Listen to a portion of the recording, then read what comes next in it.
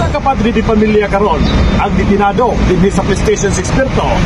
Human mangabit ang iyang kabit ug siya ipapriso sa iyang kabit. Pag hinulsol-sulod sa bilangguan, ang nahimo karon sa usa ka padre di pamilya human gipapriso sa iyang kabit tungod matud pa sa pagpangharas sulod sa ilang gipuy-an diha sa may barangay Pirto ning syudad.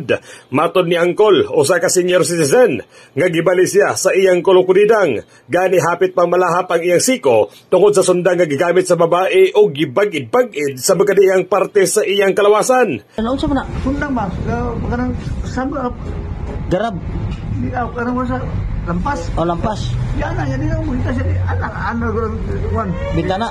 Dugang pa ni Angkol nga ang iyang kabit nangabit sa dihang namugdaw na ang pagbati og dunay pirming katawag sa cellphone og nakumpirma ang usa ka batanong lalaki. Ikaw si video call na, tawag.